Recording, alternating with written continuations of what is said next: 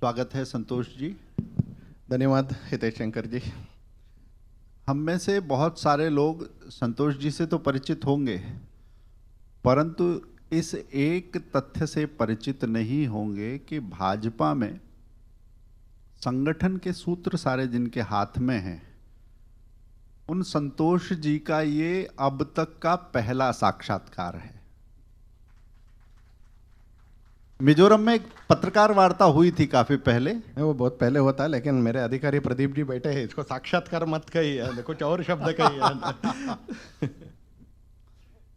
ये हम साक्षात्कार नहीं कहते, उद्बोधन और वो तो जो होते हैं, इसको हम कहते हैं कि जैसे बैट्समैन क्रीज पर आ जाता है तो जैसी बॉल पड़ेगी वैसे आप शॉट लगाते जाएंगे। लेकिन आपने मुझे बहुत तकलीफ का काम दिया है कि आप ओपनिंग बैट्समैन करके मुझे बुला लिए हैं, और मेरे सामने उस दिनों में जब मैं स्टेडियम में जाता था तो चेतन चौहान को एंडी रॉबर्ट्स बॉलिंग जैसे हो रहा है।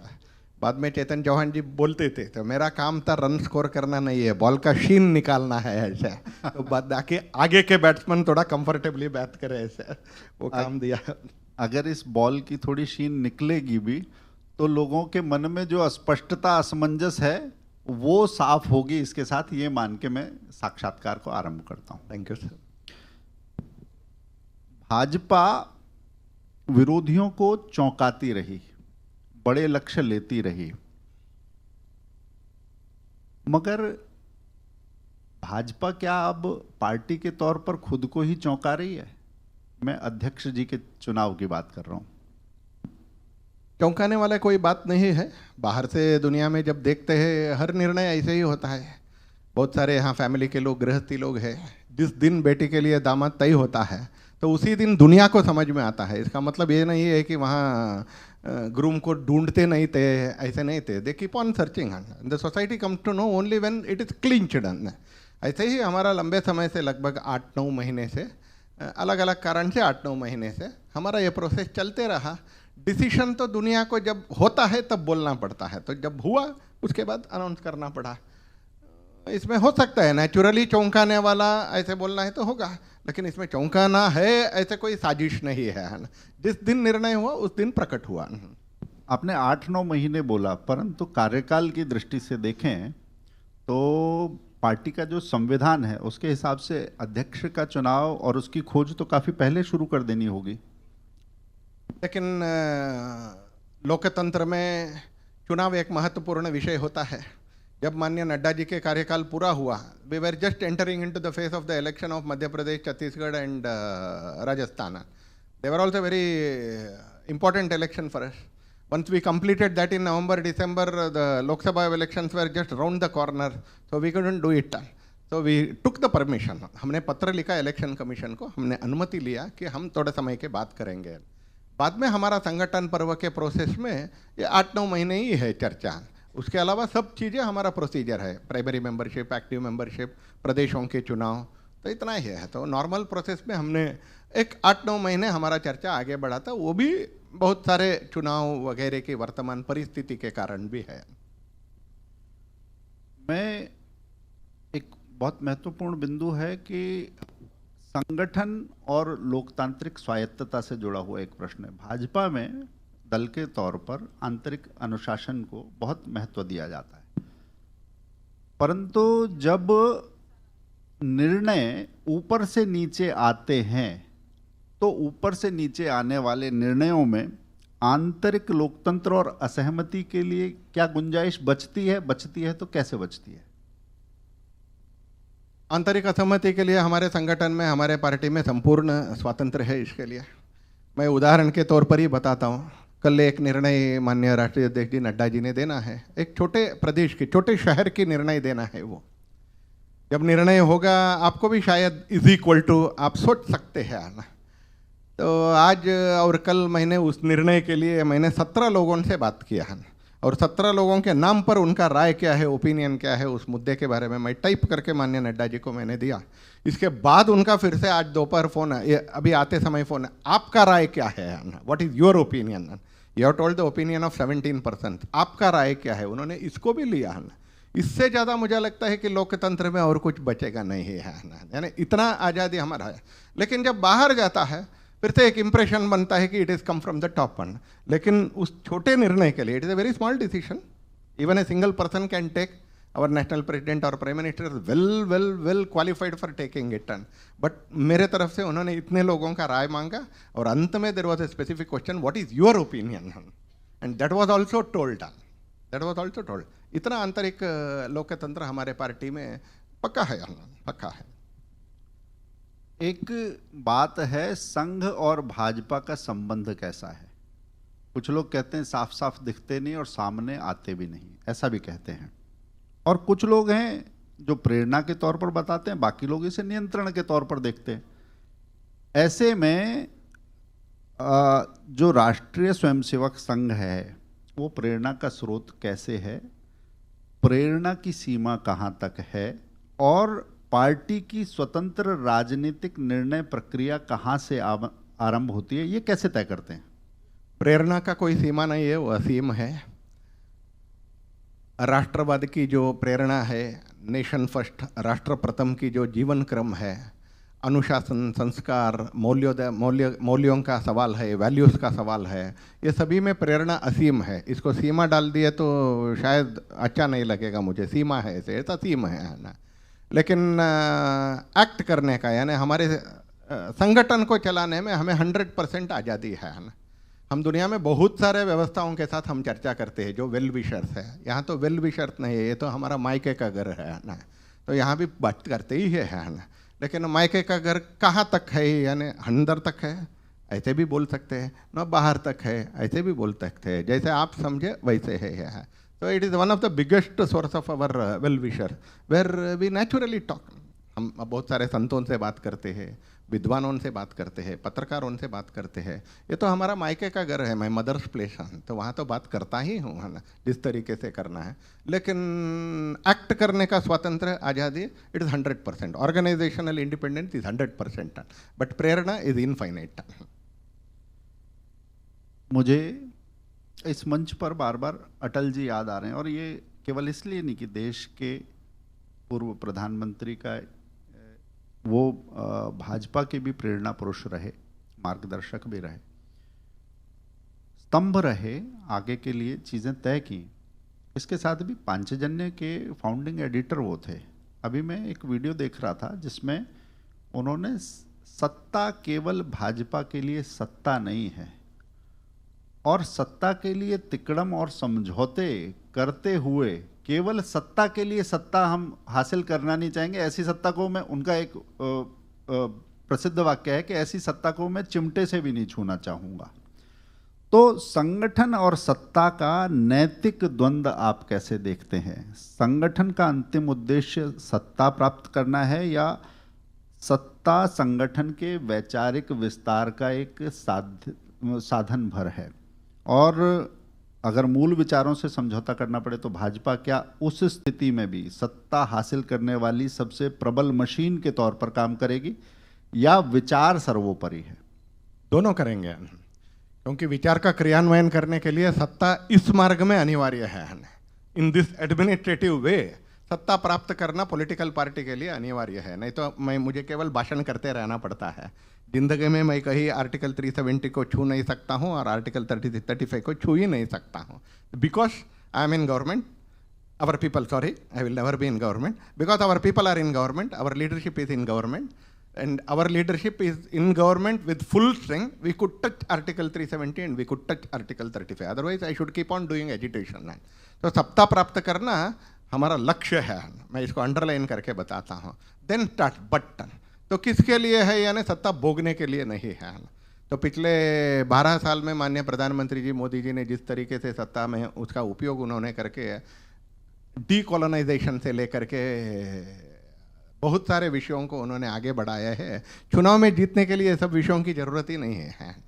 वैसे देखें तो चुनाव में दिखने के लिए कुछ लोगों का जो लिबरल कहते हैं उनका सपोर्ट हम खोना भी पड़ता है ऐसे विषय में.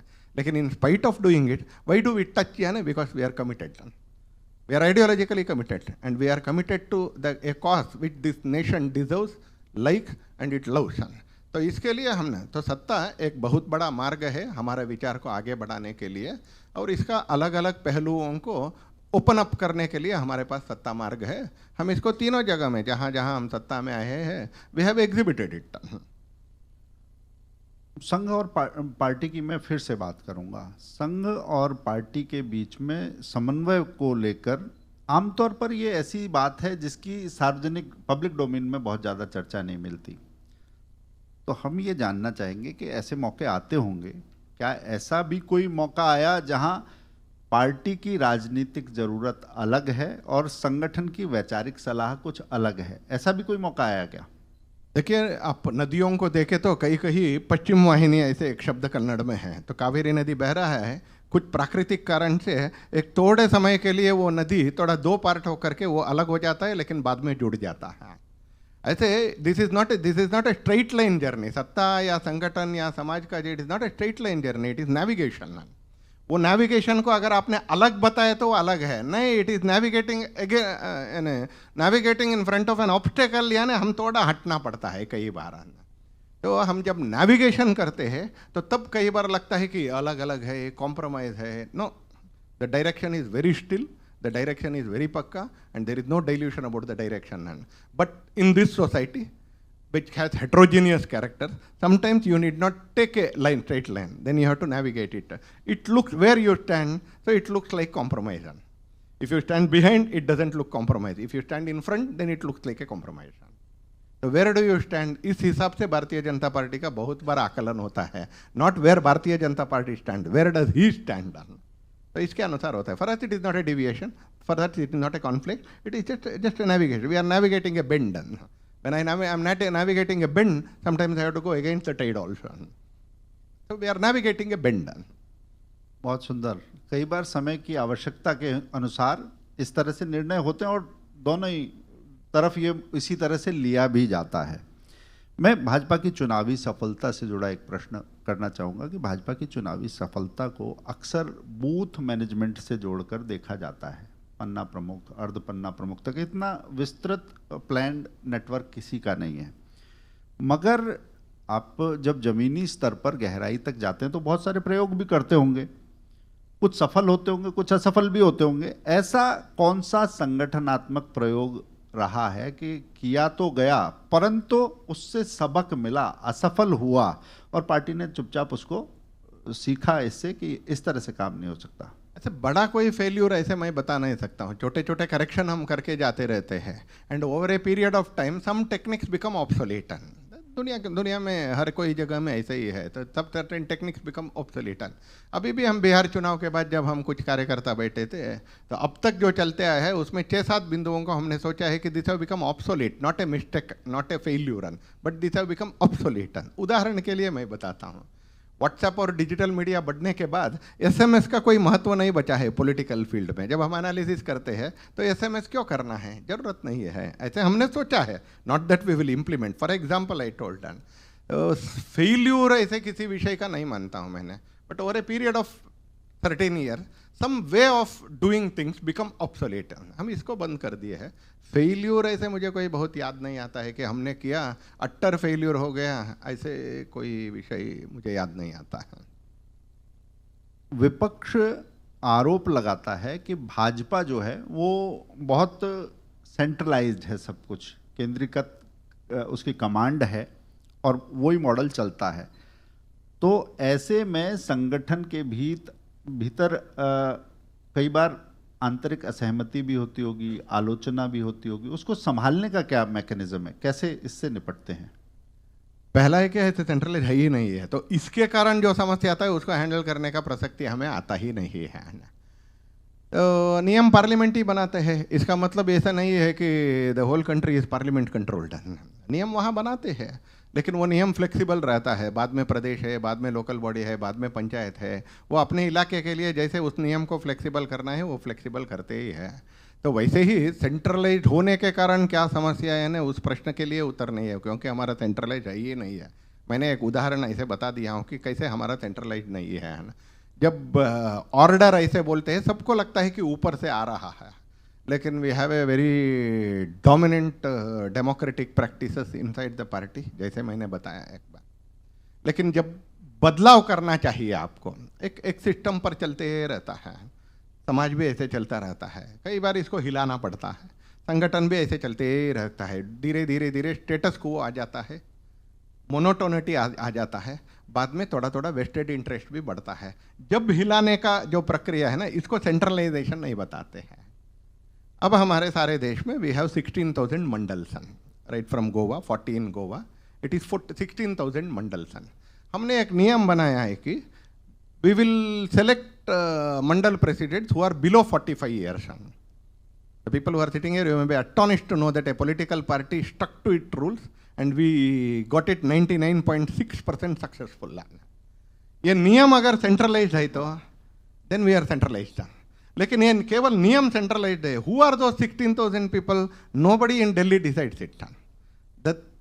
That below 45 years worker is decided by the local party. Even chief minister will not know before the election that certain person will become a mandal president. Even he will not be, oh आओ मैं थोड़ा आओ, मैं माला पहनाता हूँ, bouquet देता हूँ, अभिनंदन करता हूँ, यहाँ तक रहता है एक बार। लेकिन नियम क्यों है बिलो 45 years है ना? मेक ऑर्गेनाइजेशन यंगर, एक स्टेटस को आ जाता है, इसको हिलाओ एक बार, नयापन आना है, नया सोच आना चाहिए, नया सोच भी नए व्यक्तियों के साथ आता है। If this is centralization, yes we have centralization. If the concept itself means centralization, we don't have any process which is centralized. We have concepts which are centralized. And that centralization, many times from the local level also suggestions can come on. We implement it, and I am proud of it. सिद्धांत केंद्रीकृत है मगर प्रक्रिया पूरी तरह से विकेंद्रित है, इसीलिए भाजपा इस तरह के चमत्कारी परिणाम समाज के सामने रख रही है। एक और प्रश्न आता है, संगठन और आजकल जो व्यक्ति केंद्रित राजनीति और संगठन केंद्रित राजनीति, अलग अलग जगह पर अलग अलग प्रयोग हम ऐसे देखते हैं।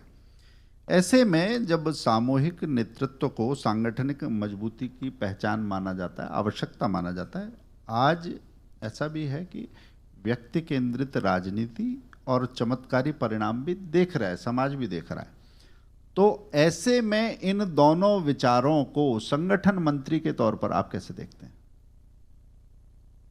जिस तरीके से 75 सालों में हमारे देश में कांग्रेस और क्षेत्रीय दलों ने राजनीति में लेकर आए हैं, इसमें व्यक्ति केंद्रित राजनीति एक प्रथा बन गया है ना। It has become a part of everyday political life है ना।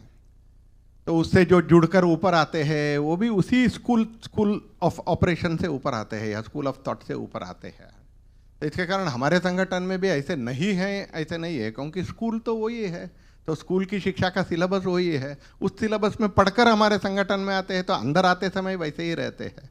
लेकिन यहाँ आने के बाद उसमें वो 90% they have to shed it done, they have to shed it done. Yes we have a leader, but not everything is leader centric, not everything is leader centric. We have multiple processes, we have multiple process. हमने 14 करोड़ सदस्यता किया है ना, एक व्यक्ति ने किया ऐसे नहीं है, नो, एक व्यक्ति ने नहीं किया है ना। Almost 57 lakh workers they have done at least 5 to 10 membership, 57 lakh workers have done it. This is the way the decentralization. But श्रेय, ऑर्डर, अध्यक्ष पद वो एक ही व्यक्ति का होता है। बहुत बार वेंकैया नायडू जी बोलते थे, तो प्रेसिडेंट प्रिसाइड्स, पार्टी डिसाइड्स, ऐसे है ना। I think this is a very pointed sentence that was told by our elders, and the president presides and the party decides, है ना। बट कोई तो हाँ कहने के लिए तो चाहिए ना, और वो विवेकी भी होना चाहिए, समझदार भी होना चाहिए, उनके पास विजडम कम है तो भी कॉमन सेंस बहुत होना चाहिए। ऐसे व्यक्ति को बीच में बिठाना ही पड़ता है हमें। जो विवेकी है, जो समझदार है, वो कॉमन सेंस है, उनको बीच में बिठाना ही पड़ता है। 10 लोगों का सुनने के बाद हाँ लेट अस डू दिस बोला, लेकिन उसके पहले, लेट अस डू दिस के पहले आपको आश्चर्य रहेगा, जो प्रोफेशनल दुनिया में आते हैं ऐसे संस्थाओं में, हमारे उससे ज़्यादा प्रोसेसेस आता है। इसके कारण हम जिंदा भी है, इसके कारण हम we are evolving also, we are living also and we are evolving also at the same time. मैं भाजपा या और दलों की अगर एक तुलना करूं कि राजनीतिक पार्टियां एक अलग अलग क्लासरूम की तरह से हैं। एक शिक्षक पढ़ा रहा है, सामने बच्चे हैं, तो बाकी पार्टियों में परिवार देखें, क्षेत्र देखें, भाषा देखें या उनकी परंपरा देखें, यहाँ ये क्लासरूम भाजपा का जरा ज़्यादा कड़क दिखता है। यहाँ पर मास्टर जी जरा ज़्यादा टाइट हैं, अनुशासन का बहुत आग्रह रखते हैं। तो प्रेरणा तो है मगर उसके साथ एक चिंता भी है, इंस्पिरेशन के साथ परस्पिरेशन भी है। तो ये अगर ऐसे में कार्यकर्ता प्रश्न उठाते हैं या प्रश्न भय के कारण नहीं उठाते हैं या प्रेरणावश चुप रह जाते हैं, तो इस चुनौती को मास्टर जी कैसे सॉल्व करते हैं, संगठन कैसे सॉल्व करता है?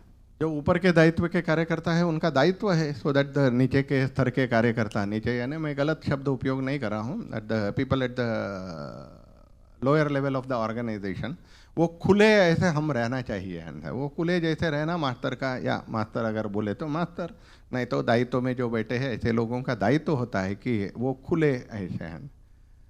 We are fairly successful in it as a big in a mammoth organization. हमारे संगठन के साइज के लिए हम ऑर्गेनाइजेशन में, लेकिन इतना मैं नहीं कह सकता कि हर कोई व्यक्ति को वो जो चाहे वही सुन सकता है, ऐसे नहीं है।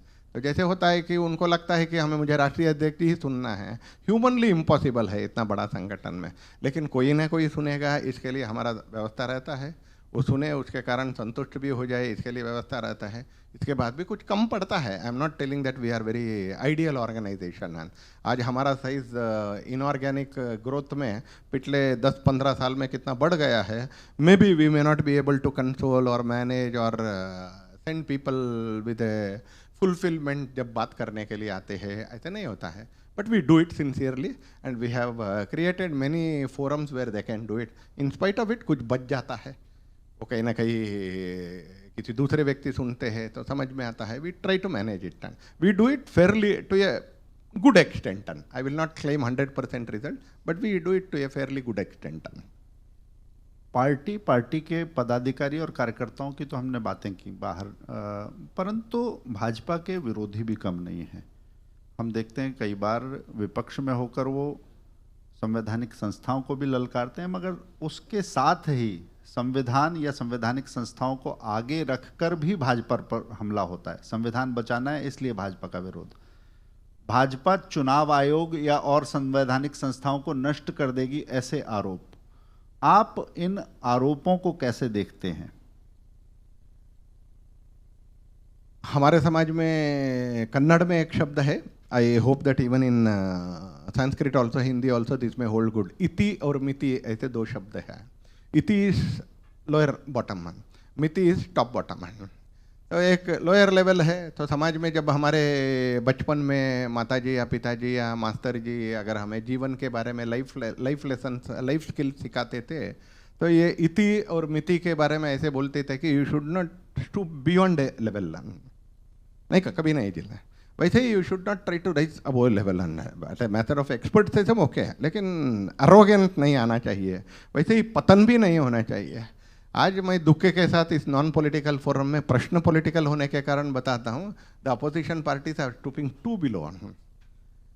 वो यहाँ तक नहीं है कि वो ओम बिरला को क्रिटिसाइज करना है, ऐसे नहीं है। मेरिट में जो सेलेक्ट हुए हैं उनके लड़की के बेटी के पीछे भी पड़ते हैं। इतना बेशरम लोग आज विपक्ष में बैठे हैं। बहुत बार मैं तो ओम बिरला जी को मैंने फ़ोन करके, वैसा मुझे कैसे सिंपथाइज करना है आपके घर से पता नहीं है, but I as a organizing secretary I felt it as my duty, एक बार आपको कॉल करना चाहिए। आपके बेटी को मिल सकता हूँ तो मैं मिलूंगा, ऐसे उनको कहा।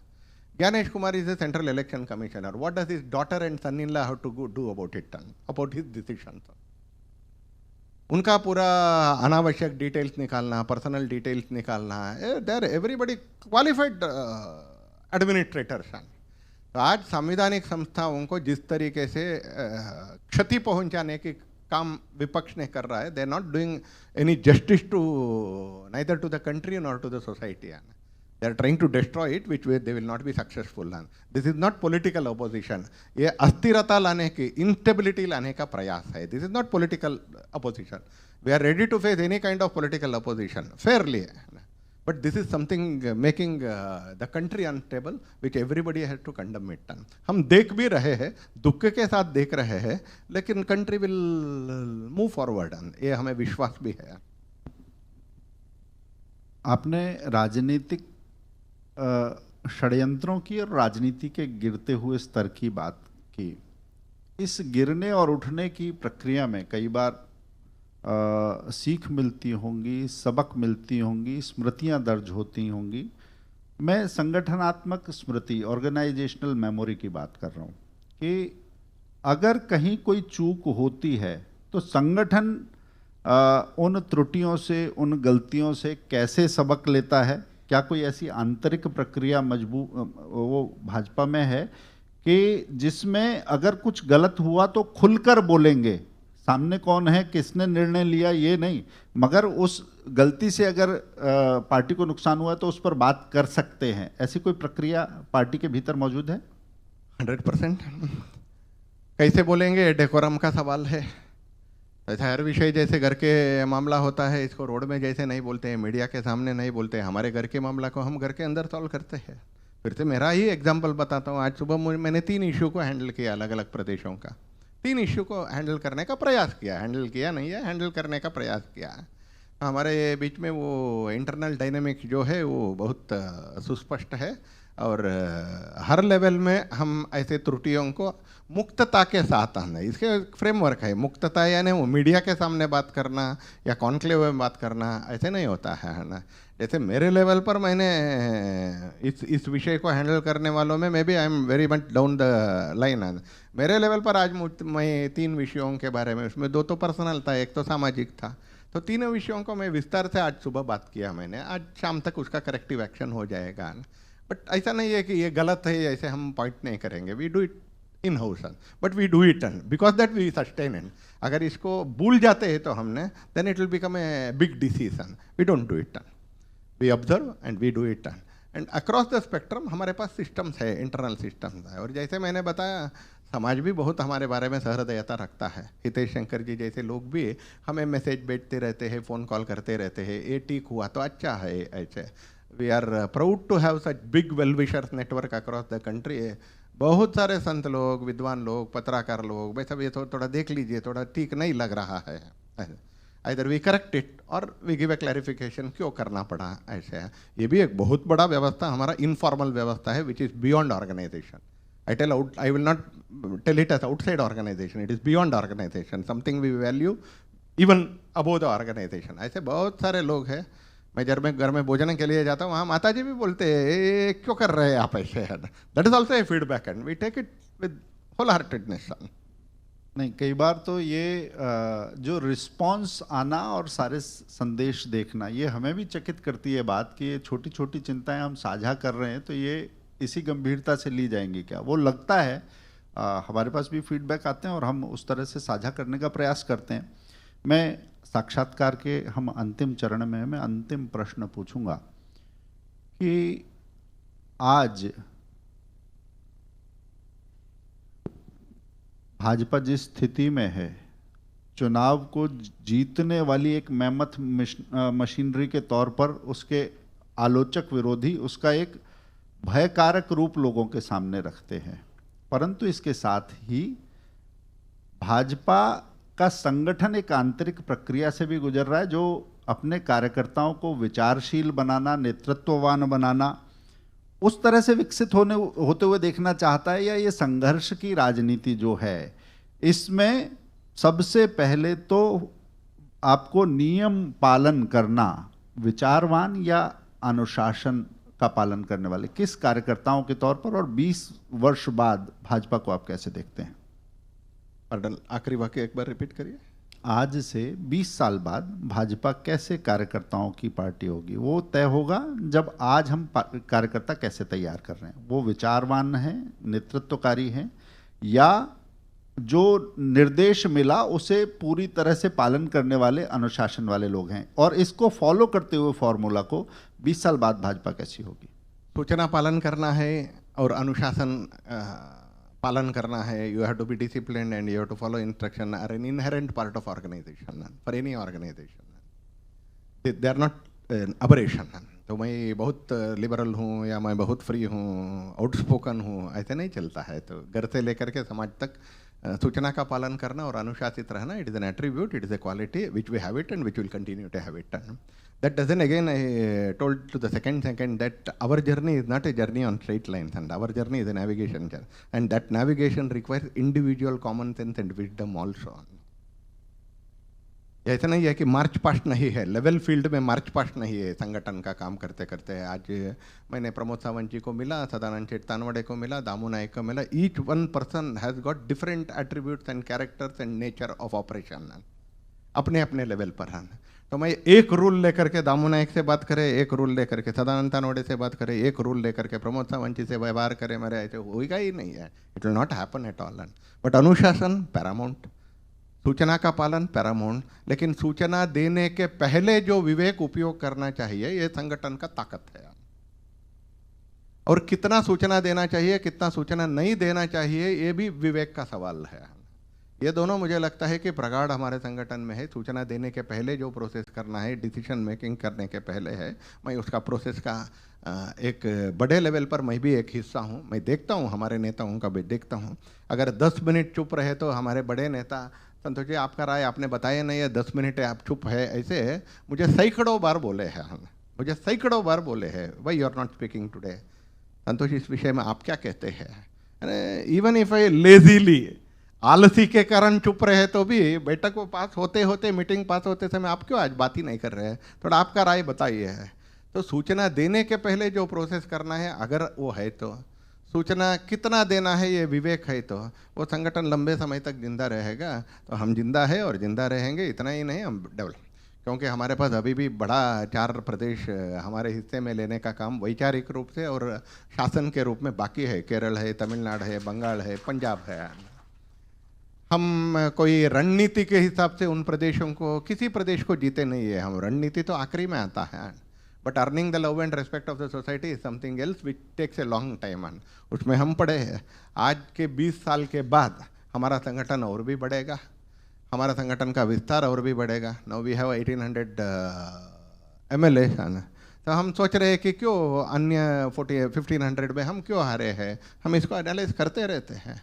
आपको आश्चर्य होगा, पिछले साल हमने लोकसभा चुनाव के पहले 1 लाख हारे हुए बूथों में हमने कार्यकर्ताओं को बेच करके, what was the reason for defeat, ऐसे बता, what was the reason for our we lost there है। आपको विचित्र लगेगा, ऐसे हजारों कारण आया है क्यों हमने हारे हैं वहाँ। ऐसे 1,06,000 booth. I can give U a document if you have time after the meeting. I can show you the document. I can not give you, but I can show you the document. 1,06,000 बूथों में हमने क्यों हारे हैं, इसका अध्ययन हमने किया। ऐसे संगठन का कार्यकर्ता हूँ, ऐसे संगठन में काम करने की प्रेरणा हमें परिवार से मिला है, इसका गर्व है मुझे। I am proud of it. We don't rest on laurels. हम बिहार जीत गए नहीं, बिहार जीतने के बाद, बिहार तक लोकसभा के बाद जो जो हमने किया उसमें ऑब्सोलीट क्या है। तो बिहार का मॉडल हम बंगाल को अप्लाई नहीं कर सकते हैं। Bengal is Bengal, Kerala is Kerala, Tamil Nadu is Tamil Nadu, even Puducherry is also Puducherry. You can't replicate Bihar there, it is only lessons. वो लेसन्स को लेकर के हम आगे बढ़ेंगे। 20 साल के बाद इस देश में डीकोलोनाइजेशन का प्रधानमंत्री जी का एजेंडा जो है, इसको हमने 1000 किलोमीटर, 2000 किलोमीटर आगे लेकर जाएंगे। तो आज हमें विचार के साथ, वो विचार के अनुरूप डिलीवरी करने का जो चैलेंज है, वो आखिरी पंचायत तक, आखिरी नगरीय निकाय तक कराने की हम जो ताकत हमें मिल रहा है, we are getting the mandate. Now we have to see that we will deliver it also. ये चैलेंज के लिए हम तय होने के लिए हम प्रयास कर रहे हैं। तो ये थे संतोष जी। और बिहार में विरोधियों का ग्राफ गिराने के बाद बंगाल में आपने बहुत सारे लोगों का इस बयान से बीपी बढ़ा दिया होगा, ऐसा मुझे लगता है। आपने कहा कि आपका पहला साक्षात्कार था, परंतु जिस तरह से आपने, हम कहें जिस रूपक से बात हुई थी, अगर बल्लेबाजी की शैली में देखें तो आपने एक भी बॉल छोड़ी नहीं है। और अगर इसमें बॉल की चमक हुई भी हो तो इस संवाद की चमक निश्चित ही बढ़ी है, स्पष्टता आई है। मैं साधुवाद देता हूँ पांचजन्य परिवार की ओर से आपको। एक ही वाक्य आपने बंगाल फिर से दूसरे बार कहा है, इसके लिए मैं करता हूँ। Bengal is not a political battle for us, it is a civilizational battle for us. We look it in the same way. To save India we have to win Bengal, not to, that will not be our 19th or 20th state. To save India from a big demographic challenge, we want to win Bengal, and we will win it because of your blessings.